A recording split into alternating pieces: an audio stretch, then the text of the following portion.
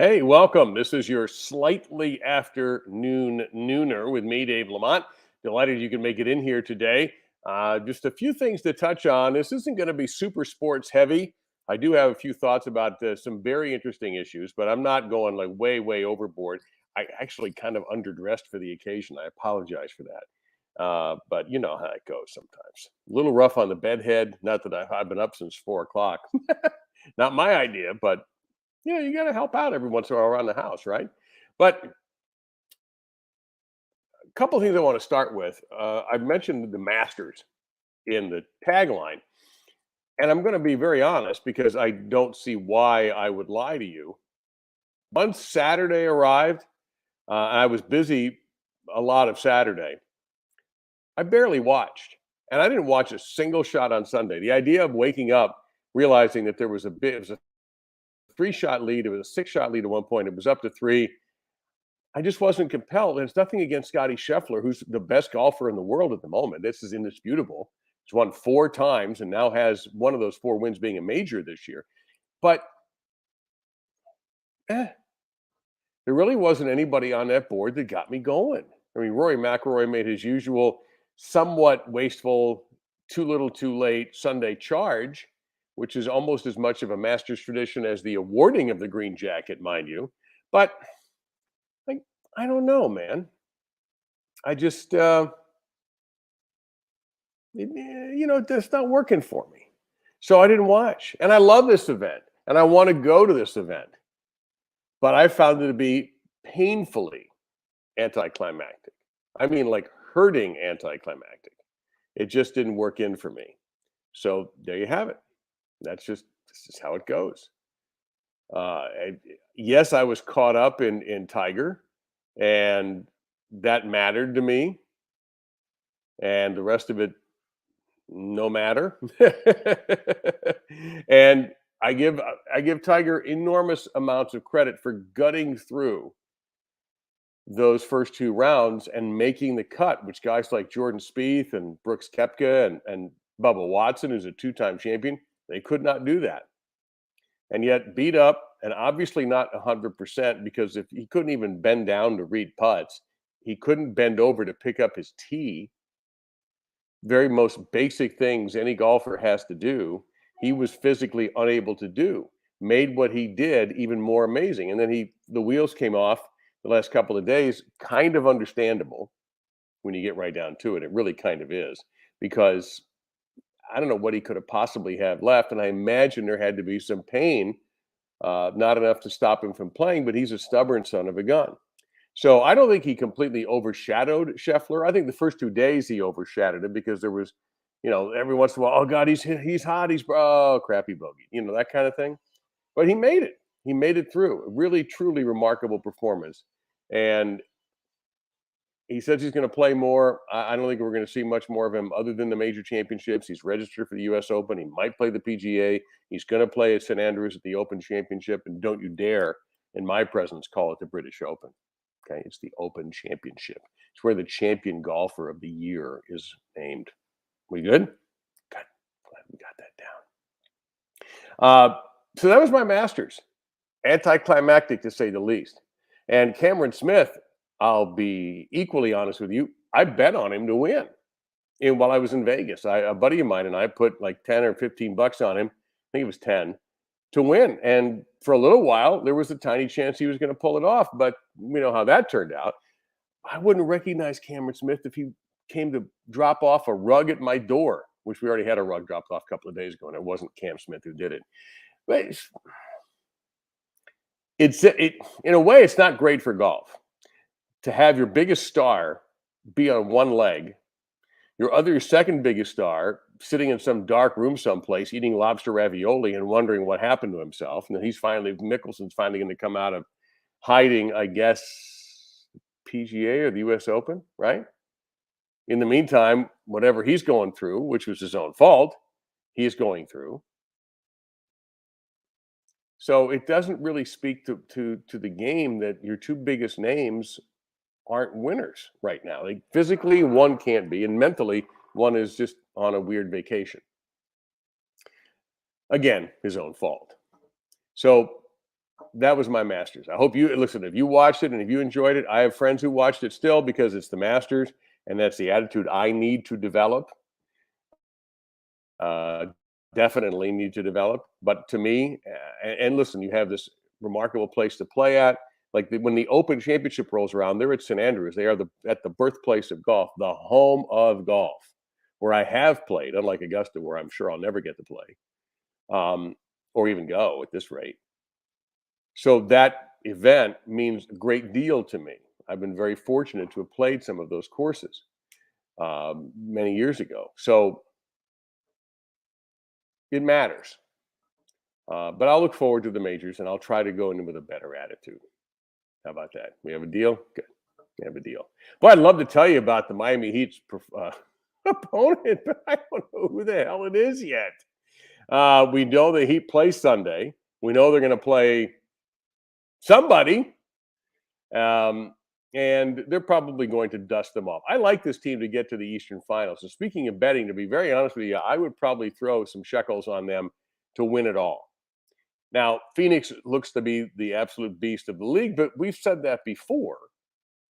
And meh is the overall response. You know what I'm going to do while we're here? I'm going to look it up. What the Heat are at Westgate, which is kind of the semi-official sports book in Las Vegas, and just see if I can get some odds on what the Heat are to win the whole thing. And I don't know if I can pull that off. If I can, I will do my damnedest and see what I can do. But that's actually worth a teeny tiny bit of money for me. Because again, I don't go completely nuts. Yeah, they're not helping me one bit here. Let's try future bets. Here we go. NBA championship winner odds. Okay. The Heat right now are below Milwaukee, Brooklyn, and Boston and Philly. Well, let's see. Nope, they're above Philly. They're plus 1,000. If you bet 100, you'd win 1,000. If you bet 10, you win 100. Plus 1,000 to me, not bad at all. The favorite is Phoenix at plus 260, then Milwaukee at plus 500, and Brooklyn at plus 650. If you're not familiar with those terms, just stick 100 underneath that plus 650. And if you bet 100, you win 650. If it were minus 650, then you'd have to, betting you 100 isn't going to get you 650. I can tell you that. So you always, here it's basically 10 to 1 is what the Heat are. So that's not bad at all. I think it's worth it. I would do that. I may do that. So that's where they stand. The play-in, I watched some of the play-in stuff. I actually went to bed before Minnesota went and beat the Clippers, so I was surprised to see that a little bit. The play-in stuff, I can't decide if I like it or not. In a way, I like the fact that it brings in a little extra juice at the end of the regular season, and you just don't get handed the 7th and 8th spots, and the last week of the season is limping to the barn. On the other hand, here I am, the same guy who complains that there's too many teams making the playoffs in all sports. Too many in the NFL, for sure. Way too many in baseball who make the playoffs. And probably more in hockey and basketball than I care for. But I've tried to come to accept those two sports because sometimes you can still be excited.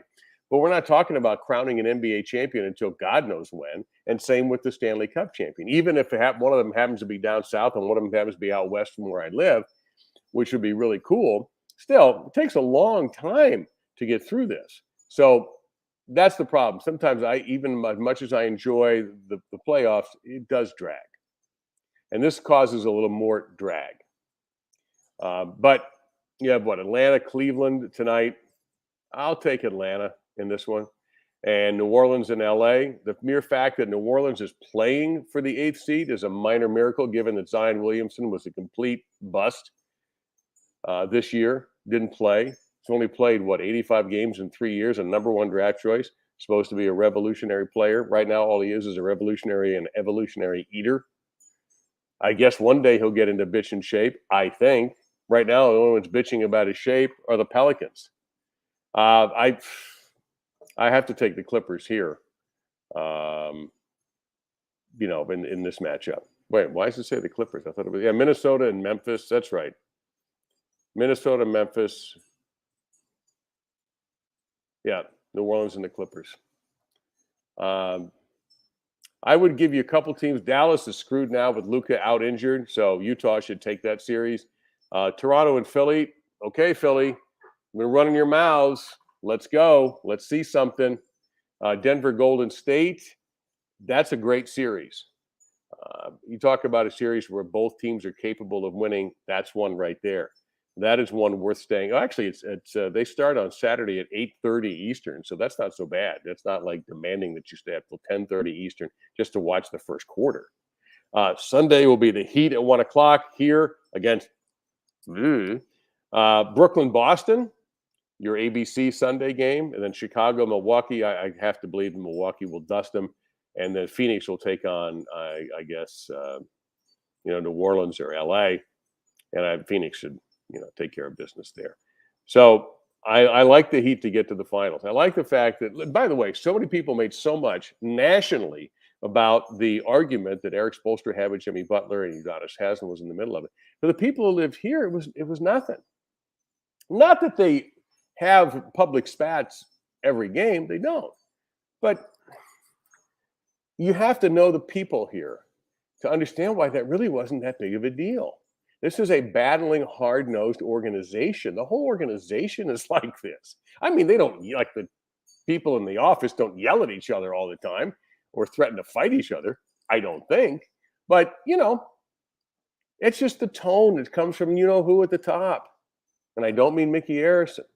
So it spills over occasionally. And because it's on camera, first captured by somebody on their phone and then later on there was some television footage of it. People here were like, okay, yeah, cool. Spoelstra got mad. Udonis Haslam's going to kill everybody if he gets a chance because he's a tough guy, and he really is a tough guy. And Jimmy Butler's not a slouch either. He'll kill everybody if he has. I mean, you know what I mean. And by kill everybody, I don't literally mean taking their last breath. So we kind of went, hey, that's pretty cool. Who do they play next? That's just the mentality here. I hate culture. I'm tired of that word, but that does fit here.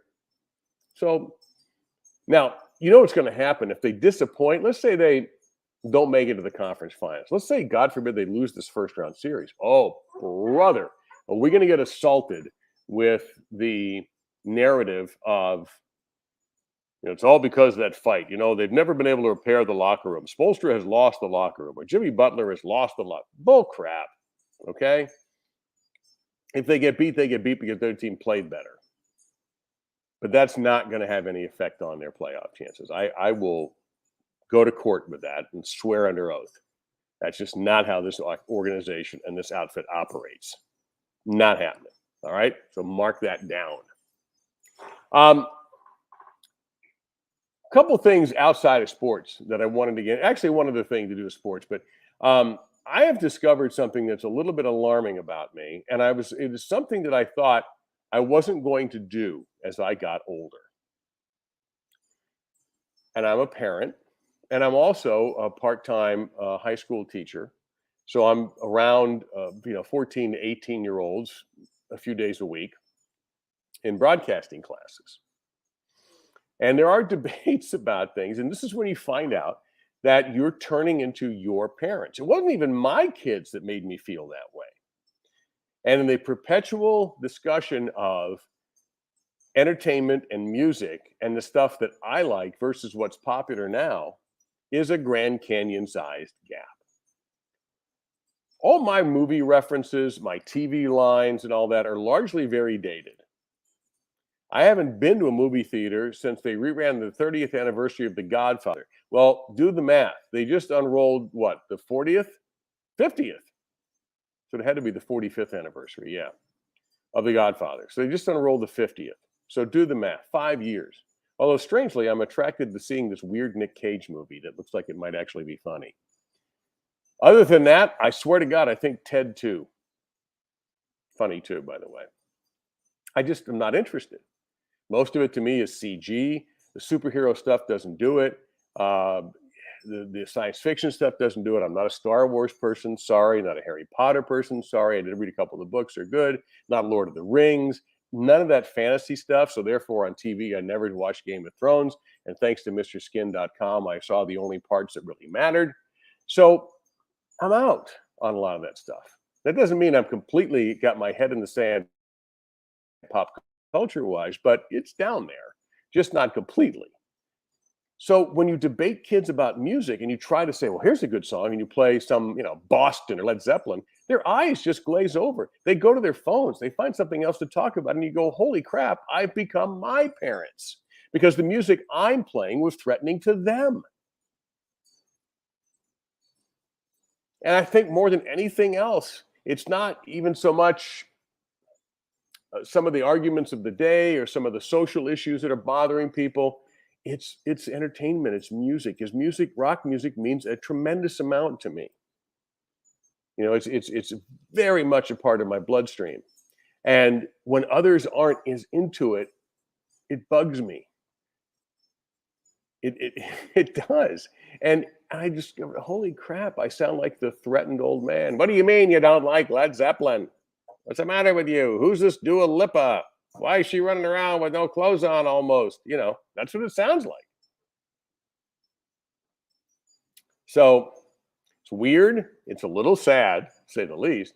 But that's kind of where I'm sitting right now in that position where these kids who aren't my children, like with my own kids, I tried to embrace their stuff. And my boys were more into hip hop, although now the older one's more a little bit since he's been in Texas for the last 3 or 4 years is more into country. Uh, not a big fan. Sorry.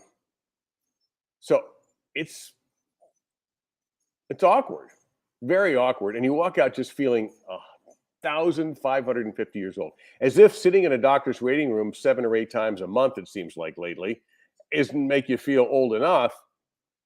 You realize you're so ridiculously out of touch that you could force yourself to try to keep up, but I don't want to. I've consciously made the decision to kind of leave that to other people for the most part. You got to work hard to interest me in what's popular today, as you had to work hard to interest others when my stuff was popular. That's where I'm at right now. It is awkward to say the least, and occasionally a little embarrassing. So I had to get that off my chest because I was thinking about that and I knew it was something I wanted to talk about. Consider this your non-paid for, your volunteer psychology course with you as a psychologist and me just sort of letting loose a little bit about this. So there you have it on that. One other thing. Oh, a language issue. I'll save that for last. Um, I guess kind of a farewell and a rest in peace to Flow Bowling needs to be handed out here. Um, Flow Bowling was the streaming arm of the Professional Bowlers Association that took over for Extra Frame, which the PBA was running. And when there's a new contract signed to move the PBA to Fox, Flow Sports, FLO Sports, jumped in with a deal to take over the streaming rights. Well, the PBA liked that idea because it wasn't going to cost them anything. And I understand the mentality behind that decision. That's an easy one to figure out. So off we go. And after a year, I started doing some Flow Bowling shows. Last year, I did a lot of them uh, from about 15 feet that way behind me in a den, not at the event. And that's difficult to do. And streaming bowling in itself has a lot of pitfalls and a lot of potholes because you don't have your own internet line. So you're using the same internet line that they're using for the snack bar, for example. So when the building starts getting going and the general public starts coming in, or the fans who were there decide they want to grab something from the snack bar, or maybe a player orders something, and they're swiping credit cards and all that, that's the same internet line that is being used to broadcast on the stream. And so there's lots of little hazards. It's not that easy to do, and it's a lot of long hours, but it's still fun, and I very much enjoyed my time. But Flow, like anybody else in broadcasting, took a hit during the pandemic. They lost a lot of business, and hence couldn't decided they didn't want to spend the money on traveling people, except the bare minimum. So I stayed at home, and others who had to work. I only went to one event, and we worked the best we could with what we could do. And I thought we put on a pretty good show, as best I could tell. But Flo this year did a couple of events on the PBA tour early in the year in person, which I was happy to see, which I didn't have anything to do with, but now they've dropped out. So I think there's going to be something new coming. I truly don't know what it is. I will warn you that if you think you know who it is, you're probably wrong. But I have no idea if I'll be involved. But I just, it was a great try. And I think until the pre-pandemic, they were putting out a good product. They had documentaries. They had, a dedicated writer. They had some good videos. I assume they're still hanging on to them, but they're out of the streaming game as far as bowling. Now they did sign NASCAR, and NASCAR is bigger than professional bowling. Just kind of have to admit that. So for the Flow people, I hope it works out for you. Thanks for the opportunity. I do appreciate it. And whoever does get the damn contract, I'm sitting right here. Okay. So anyway, last thing. When I first started this podcast, I was doing a thing called Saving the English Language. And I kind of stopped doing it because I really ran out of the things that were bothering the hell out of me. But I'm going to help broadcasters out, soccer broadcasters specifically. I dabble in some soccer a few times a year for the United Soccer League, which is a lot of fun. And I also have used this term, but when you stop and think about it, it's not possible to do it any other way. In soccer, you kick the ball generally forward. That is the idea. Occasionally sideways and occasionally backwards. Now, the human anatomy only allows one part of your body to kick the ball backwards, directly backwards, without turning your body around and kicking with the front of your foot. Yes, I suppose you can kick with the front of your foot to kick it backwards to your goalie or backwards to your teammate. But if you're going to go from like quick back, you use your heel. Well, what does every soccer announcer call it? A back heel pass. Tell me, what genetic freak kicks it forward with his heel? Thank you. Until we find some kind of robot that can twist his foot around and kick it forward with his heel, you can't do it any other way. It's just a heel pass. It's redundant to call it a back heel pass. So let's say a guy right now is standing behind me and I flick the ball to him with my heel. A lot of people, it was a good back heel pass by LaMont. No. It's just a heel pass. That's like saying, well, really, the forward pass to me is a redundance in football. You can't throw it backwards. It's a lateral by definition. Well, he's one of the great forward passers of all time, that Tom Brady. No, he's a passer. He's a quarterback. He throws it. Of course he throws it forward. If he throws it sideways, that's okay too. That's still forward. But he can't throw it backwards unless it gets caught. And then it's a lateral. And then somebody else will throw it forward. Forward pass is also redundant. And while I'm on a roll, two other things, both involving basketball. For some reason, some retired players cannot refer to just basketball, but they must call it the game of basketball. Okay, not necessary, but not as bad as score the basketball. The all-time worst TV announcer or radio announcer phrase in the game of basketball is score the ball or score the basketball. Because please tell me, what other object on this entire planet are you trying to score with in between those lines? You're not scoring with your shoe, your warm-up jacket, your shooting shirt, your headband, your tattoo artist, or any of these other things. You are scoring with one object. So just say he scores. He shoots, he scores. Or they are trying to score, but the defense is making it difficult for them. And you're good. It's exhausting sometimes. Oh, there was something else. And then I'm going to go. I'm an animal lover. Right here, just below the camera here is my very loyal and very loving dog. I have two cats wandering around here somewhere, and occasionally they jump up on the computer and make themselves known.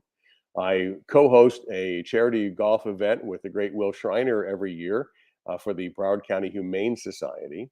I'm very, very pro animal. I don't mind comfort dogs. I don't mind, sometimes people on planes I think are abusing the privilege, but okay. I actually feel terrible when I see police dogs or the comfort dogs that have the do not pet because you want to pet them. They're dogs.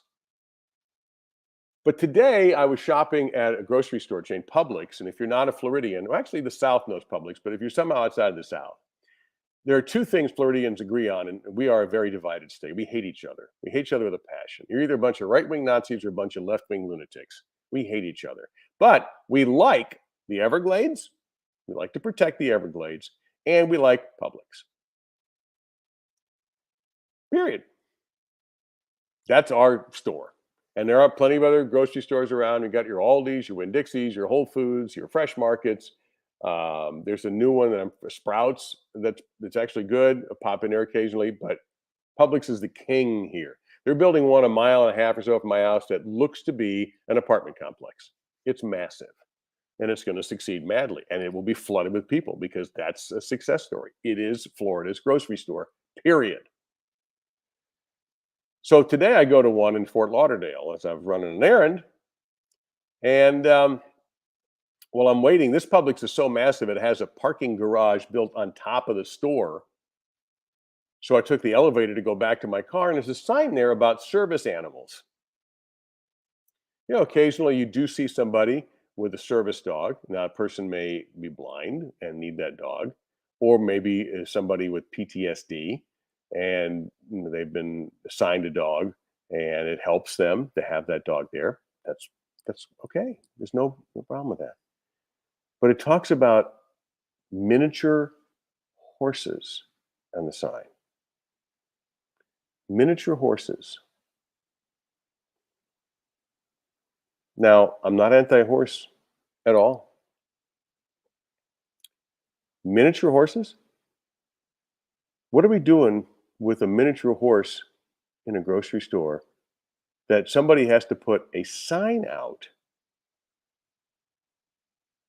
and says you can't bring a miniature horse into Publix? I've never seen a miniature horse in a Publix, and I can tell you that in my life, if you add up the minutes I've spent inside of Publix's, it's probably a year or two I've spent in a Publix overall. Going back to even when I was a youngster and would just learn to drive, and I'd go buy myself some ice cream. I'd go to Publix. Miniature horses? Now, not ponies. The P word, pony, wasn't used, but miniature horse was used. Who's bringing a miniature horse into a store? And a miniature horse, a horse is still going to take a horse crap, even if it's miniature. What the hell? Now, I've never seen a miniature horse up close, and I kind of hope I don't. And I don't want a miniature horse in a store where people are buying food. And at this Publix, because it's so big, we're eating food. Could you imagine Mr. Ed walks up there? There's a reference that no teenager's going to get. Mr. Ed walks up there, and and you're trying to eat your little grocery store sushi or your sub. No, I wouldn't even put it in the sign. I would just assume that people wouldn't be that crazy. I can't go anywhere without my miniature horse. I'm assuming then you don't go to airports because I'm going to think that the airlines, who are fairly liberal with this stuff, are going to draw a line at miniature horses, right? Don't they have to? So if you're tempted to bring your mini horse to Publix, you better either put a diaper on it the size of this room or leave him in the barn. Okay? Don't want any miniature horses where I shop. And on that happy note, have a wonderful weekend. We'll talk again soon. Take care. I'm Dave LaMont.